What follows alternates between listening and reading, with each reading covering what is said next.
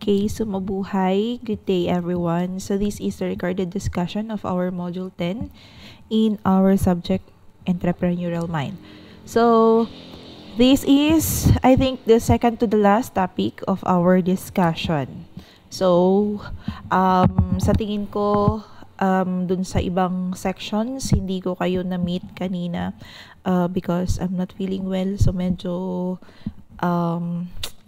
yung boses natin ay iba. Okay. So, I will just record it and discuss it to you. So, key strategies for business growth as I discussed doon sa previous discussion natin, yung last na topic natin.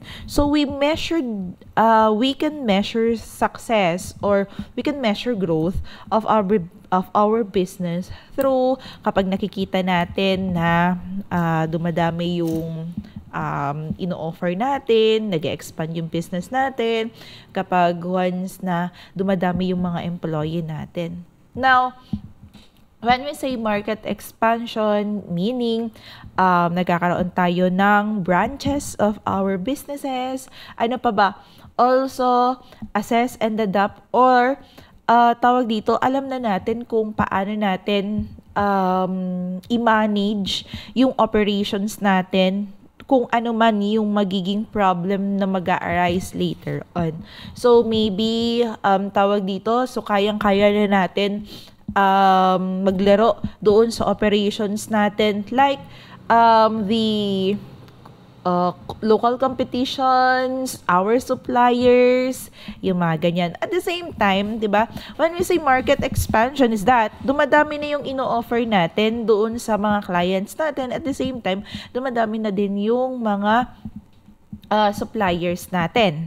Ayan, so hindi na lang tayo nag-i-stick doon sa mga retailers natin, but also kinakaya na din natin to do wholesaling because of the growing of our business or because of the growth of our business. Also, the service and the product diversification. So, because our business is growing, therefore, we can innovate new products, offers new products, also enhancing the value. So, when we say enhancing the value is that kapag once na nag-grow na yung business natin, ibig sabihin, nakikilala na yung brand na meron na tayo. Yan. So, pag sinabi niyang sapatos, meron na silang naiisip kaagad na brand at yung brand mo yon. Why? Because you are now growing. Ayan, na-reach mo na yung market mo or na-reach mo na sila based doon sa services and products natin. Okay. So, next one is also the strategic partnership and alliances. So when we have or when we reach the growth of our businesses, therefore mas mabilis na lang tayong makipag-collaborate. Ayan, doon sa mga tawag dito, doon sa mga suppliers natin or with other people or with other businesses. Or rather, tayo na yung hahanapin ng magiging mga business partners natin. Also, new technologies and innovation will come. Okay, so dahil nag-grow na yung business natin, we are now investing our business in upgraded new digital tools.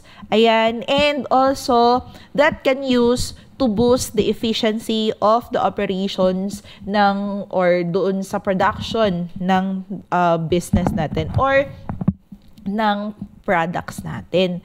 Ayan. So, also investing in talents and leadership. So, when we are recruiting, ayan, so we are attracting skillful and well-knowledge people doon na magtrabaho doon sa business natin. Why? So, sino ba naman yung hindi maiengganyong magtrabaho doon sa isang company or doon sa isang establishments na nakikita natin na makakatulong sa financially, di ba? Makakatulong sa atin to grow also professionally, okay? Also, growth, business, develop leadership into a continuous improvement and growth and innovation. So, mas lumalawak na ngayon yung knowledge mo once na nag-grow yung business natin. Another one is, okay, so when we are growing, so it is very much important for us to sustain that growth. Pag sinabi niyang sustain is kailangan i-maintain yung growth. Minsan, sa natin, one of the challenge doon sa mga business owners or doon sa mga entrepreneur is maintaining or sustainability of the status na meron tayo ngayon. Okay, so when we say tawag dito maintaining is that we must set the standard operating procedures that na kapag once na na-reach na natin yung growth, ayan, ng business natin is kailangan na natin i-maintain yung reputations natin, ayan, doon sa market. So, kailangan yung mga services or products na ino-offer natin is also well-maintained or rather, nagiging better. Okay, so practical growth example, yan. So, for example, market expansion, ayan, entering new regions, ayan, or nagkakaroon ng other branches. Ito yung mga example niya. So, the key considerations in scaling the success is we must define the quality. Ano ba yung ino-offer natin? Ayan.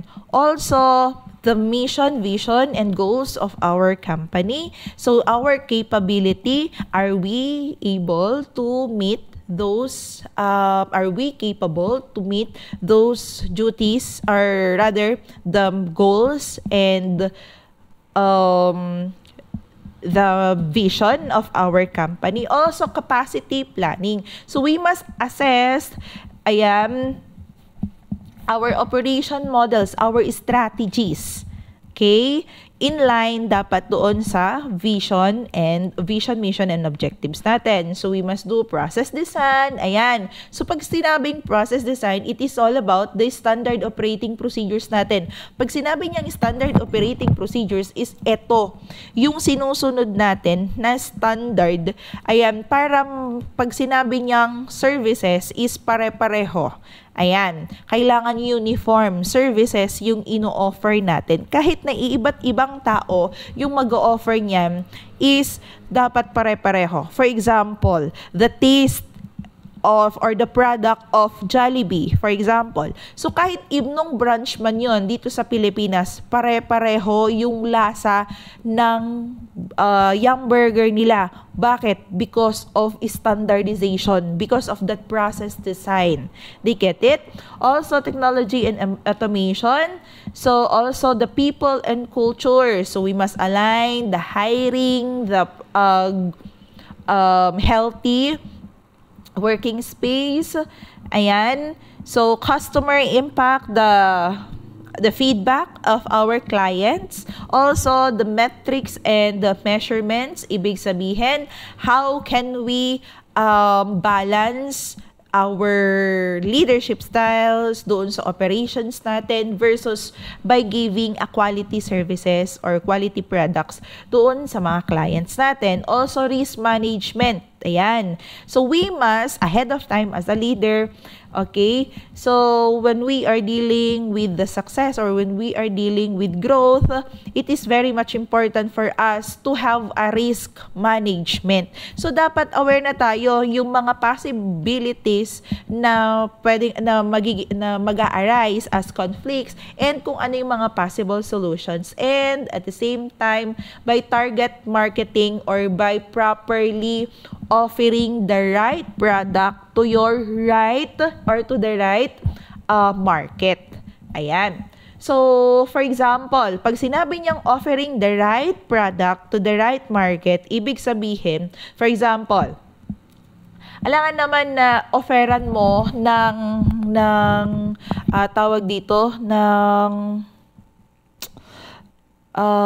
life insurance yung mga high school students. For example, anong alam nila doon sa life insurance nung mga bagets? So, doon tayo sa mga working, yung mga young adults, yung mga ganyan, yung mga nag-iipon, yung mga ganyan. So, that's the end of our number 10. Ayan, I think, na 10th module. So, tignan ko lang, check ko lang yung 11 para dire-diretso na. Okay, so ano na lang dun sa other other video. So ayan, so thank you very much guys for listening in our recorded discussion. So if you have question, just ask me na lang on Wednesday. Thank you very much for listening.